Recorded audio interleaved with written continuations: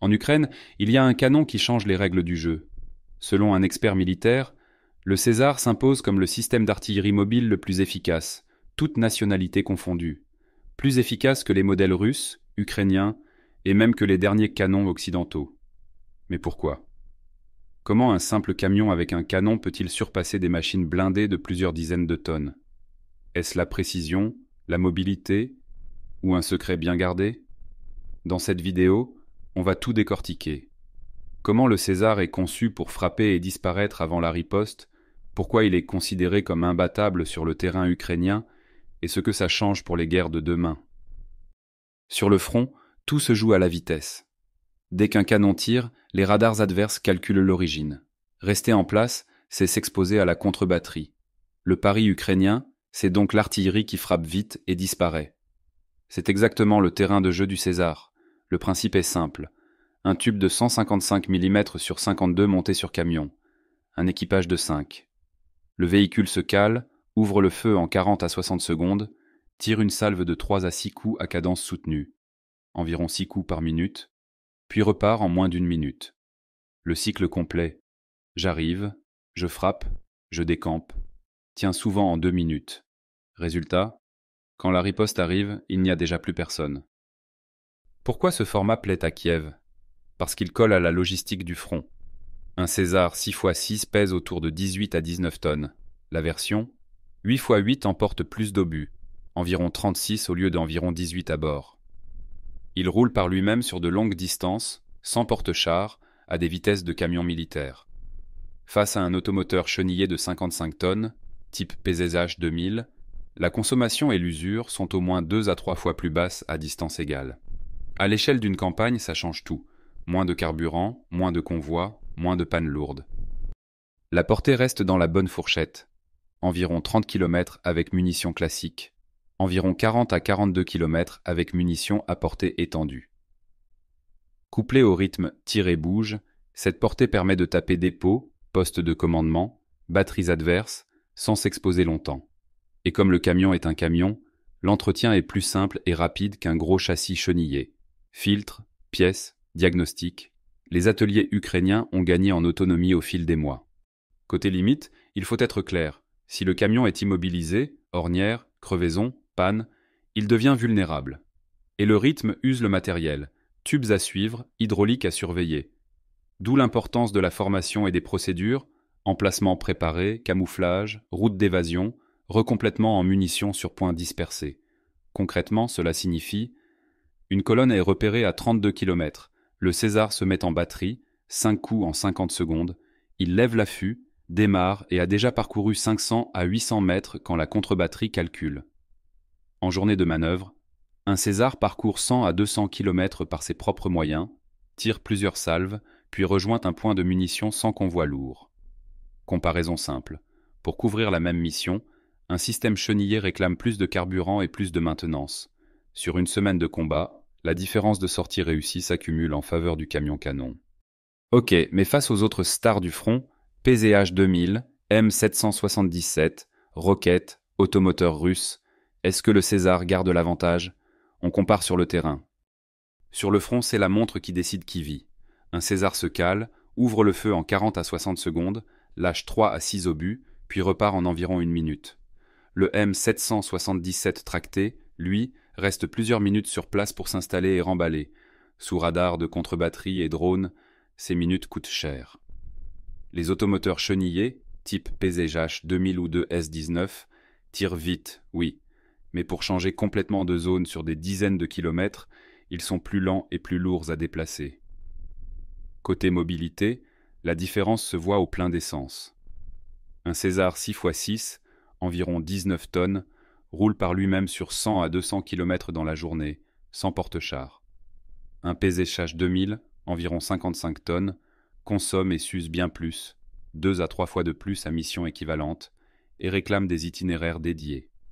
À l'échelle d'une semaine, ça fait plus de sorties réussies pour le camion-canon, moins de convois, moins de pannes lourdes. La précision ? Les 3 familles savent être fines avec des munitions modernes. La vraie différence, c'est le temps exposé. Le César vit de salves courtes et d'un repli immédiat. Moins d'empreintes, moins de drones au-dessus, moins de ripostes qui tombent juste. Les chenillés encaissent mieux quand ça tape, mais ils laissent plus de signatures et bougent moins souvent. Le coût pèse aussi dans la balance. Un César est nettement moins cher qu'un gros automoteur blindé. On parle de plusieurs millions d'écarts par pièce. Un M777 coûte moins à l'achat, mais il coûte en temps, davantage de personnel, davantage de minutes immobiles, donc plus de risques.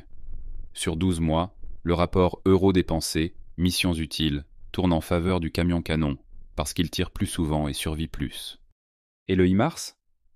Ce n'est pas un rival, c'est un complément. Le lance-roquette frappe très loin et très cher, pour des cibles stratégiques. Le César, lui, inonde la zone utile à coût contenu, toute la journée, en changeant d'axe sans cesse. Concrètement, cela signifie même cible, même jour. La batterie César peut tirer, bouger 30 à 60 km, retaper ailleurs et rester sous le seuil de la contre-batterie. Avec un M777, tu gagnes à l'achat, tu perds en installation et repli. 2 à 3 minutes de trop, et la salve retour te trouve. Avec un PZH 2000, tu as de la puissance, mais une logistique lourde. Sur la semaine, le tirer-bouger du César sature plus de cibles pour moins de pertes. La question arrive toujours. Combien, à quelle vitesse, et pourquoi faire ? Bonne nouvelle, la chaîne a monté en régime depuis 2023.